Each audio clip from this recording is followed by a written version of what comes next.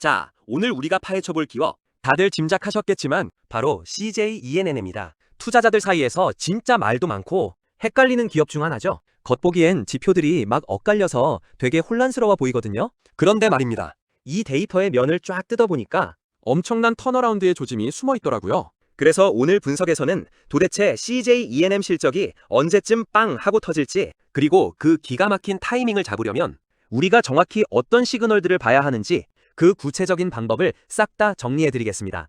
오늘 다룰 내용을 미리 정리하면요. 성장 엔진인 티빙과 글로벌 컨텐츠부터 발목을 잡는 리스크 변수들, 숨겨진 재무구조 개선 트리거, 그리고 여기에 더해서 경쟁사 비교로 보는 티빙의 진짜 위치, 밸류에이션으로 보는 지금 주가가 싼지 비싼지, 하락 시나리오까지 솔직하게 다룰 겁니다. 자, 시작해볼까요? 일단 이 어마어마한 숫자부터 좀 보시죠.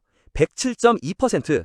이게 뭐냐면 CJEMM의 2026년 1분기 영업이익이 작년 같은 기간이랑 비교해서 무려 2배 이상 107%나 껑충 뛰었다는 겁니다. 그냥 숫자만 딱 놓고 보면 와, 외형 성장 제대로 했네, 엄청난 성과네매 하면서 샴페인이라도 터트려야 될 것 같은 상황이잖아요. 근데 진짜 미스터리는 바로 이겁니다. 이익이 이렇게 2배나 뛰었는데도 주가는 오히려 43,000원대까지 쭉 미끄러졌거든요. 심지어 시장에서는 이걸 두고 어닝 쇼크라고 불렀어요. 아니, 도대체 애널리스트들은 우리가 못 보는 뭘 보고 있길래 이 엄청난 성장세에 박수를 안 치는 걸까요? 그 이유는 바로 회사 내부에서 벌어지고 있는 엄청난 줄다리기 때문입니다. 한쪽에서는 거시경제 타격을 전통으로 맞은 전통적인 TV 광고 사업이 회사의 발목을 꽉 잡고 끌어내리고 있어요. 근데 반대편에서는 차세대 먹거리죠. 이 디지털 플랫폼이랑 글로벌 콘텐츠 사업이 그 어느 때보다 무서운 속도로 치고 나가면서 회사를 캐리하고 있는 상황인 거죠. 자,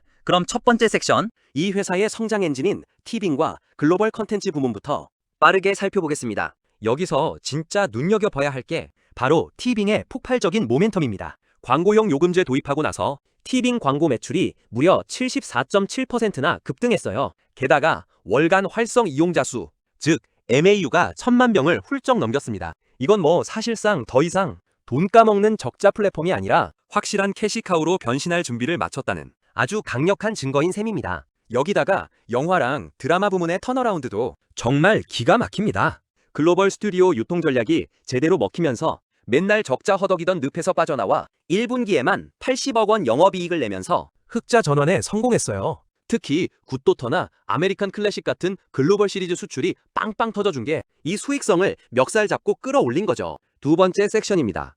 발목을 잡는 변수들. 그렇다면 도대체 어떤 것들이 이 화려한 비상을 가로막고 있는 걸까요?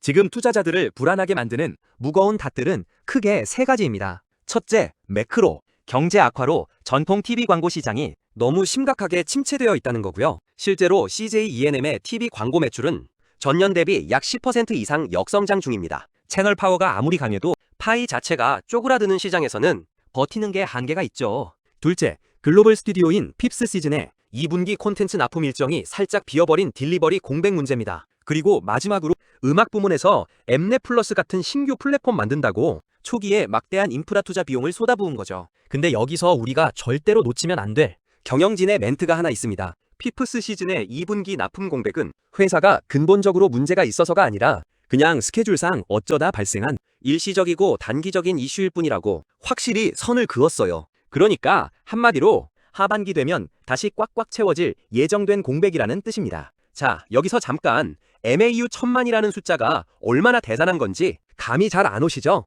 그러면 경쟁사들이랑 딱 줄 세워서 비교해 볼게요. 지금 국내 OTT 시장을 보면요. 넷플릭스 코리아가 MAU 기준으로 약 1200만 명 수준, 쿠팡플레이가 약 700만 명, 그리고 왓챠, 웨이브가 각각 200만 명 안팎에서 고전하고 있습니다. 티빙은 이 구돌에서 MAU 1100만을 넘기면서 넷플릭스 코리아의 턱 밑까지 치고 올라왔어요. 여기서 핵심은 이겁니다. 쿠팡플레이는 쿠팡 로켓 배송이라는 어마어마한 락인 생태계 위에서 성장하고 있는 거고, 웨이브는 KT와 SKT 같은 통신사 연합이지만 가입자 성장이 사실상 정체 상태입니다. 반면 TV는 CJENM의 자체 IP 컨텐츠라는 강력한 무기, 여기에 광고형 요금제라는 수익구조 혁신까지 더하면서 순수 콘텐츠 경쟁력으로 가입자를 끌어당기고 있는 거예요. 그러니까 단순히 MAU 숫자 비교만 봐도 티빙의 성장이 얼마나 의미 있는 건지 이제 감이 오시죠?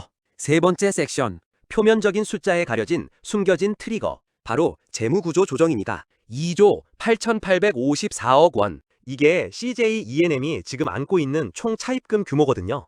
와, 빚이 무슨 3조 가까이 돼? 하면서 놀라실 수도 있는데 여기에 엄청난 반전이 있습니다. 이 부채가 2023년 대비 이미 11.4%나 성공적으로 줄어들었다는 사실 알고 계셨나요? 그러니까 시장이 별로 관심 안 가지는 사이에 뒤에서 아주 조용하고 확실하게 재무 건전성을 뜯어 고치고 있었다는 겁니다. 그리고 이 재무 다이어트의 속도를 확 끌어올리기 위해서 회사가 지금 자산 유동화라는 카드를 만지작거리면서 완벽한 타이밍을 노리고 있습니다. 굳이 들고 있을 필요 없는 비핵심 자산들을 싹 팔아서 현금을 땡기고 그 돈으로 이자 나가는 부채를 확 줄여버려서 기업 가치를 완전히 재평가받게 만들겠다는 아주 스마트한 전략이죠. 여기서 이 자산 유동화의 끝판왕, 궁극의 와일드 카드가 등장합니다. 바로 CJ ENM이 들고 있는 넷마블 지분 16.8%입니다. 여러분, 이 지분 가치면 따져고 무려 7,540억 원이 넘어요. 생각해보세요. 만약에 이 거대한 지분이 시장에 매각된다고 발표되는 순간 그 막대한 현금이 쫙 들어오면서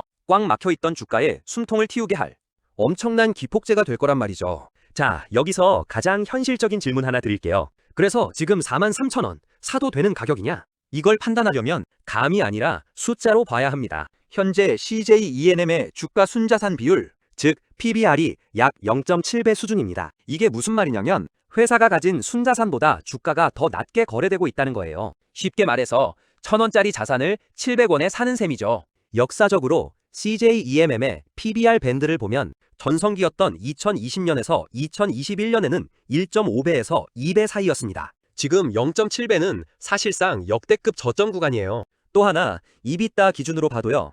현재 약 9배에서 10배 수준인데 국내 미디어 콘텐츠 업종 평균이 12배 안팎이라는 걸 감안하면 여전히 상당한 디스카운트 구간이란 걸 알 수 있죠. 물론 디스카운트에는 이유가 있습니다.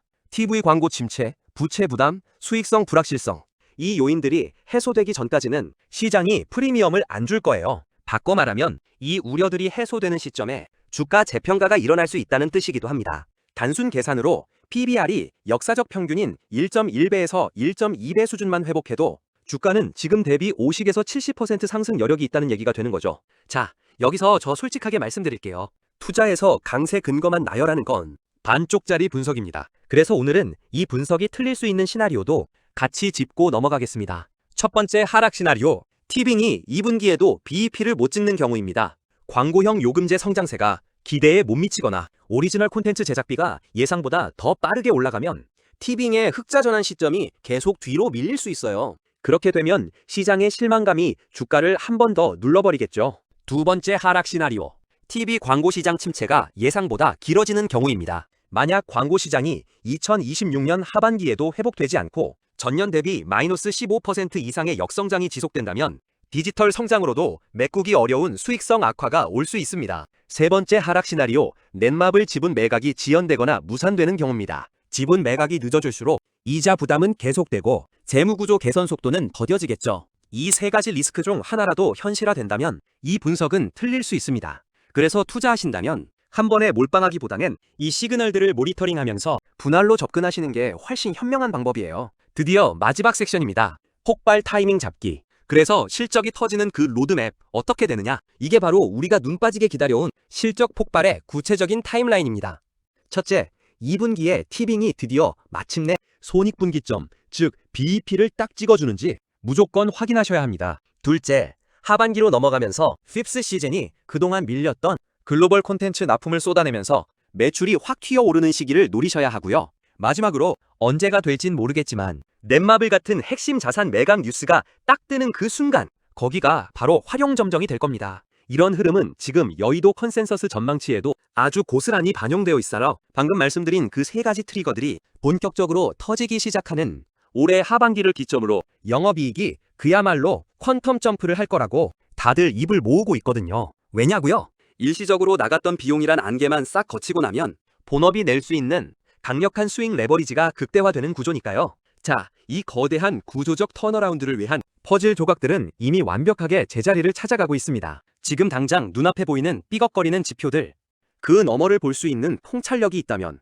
이 CJ ENM이라는 기억이 진짜로 품고 있는 잠재력의 크기가 확 와 닿으실 겁니다. 오늘 영상에서 핵심 모니터링 포인트 3가지만 기억하세요. 첫째, 2분기 실적 발표 때 티빙 BEP 달성 여부. 둘째, 하반기 핍스 시즌 글로벌 계약 뉴스. 셋째, 넷마블 지분 매각 시그널. 이 세 개 중 하나라도 터지는 순간 이 영상 다시 한번 보러 오세요. 그 타이밍에 제가 정밀 분석 바로 올릴 예정입니다. 실제로 2분기 실적 발표 당일 숫자 나오는 즉시 분석 영상 올릴 거거든요. 그거 놓치면 진짜 아까우니까 지금 당장 알림 설정 눌러주세요. 그리고 이 분석이 도움이 되셨다면 좋아요 하나가 저한테는 엄청난 힘이 됩니다. 억눌렸던 숫자들이 용수철처럼 폭발하는 그 결정적인 타이밍. 여러분은 그 순간 과감하게 움직일 준비가 되셨나요? 오늘 분석은 여기까지입니다. 다음 영상에서 뵙겠습니다.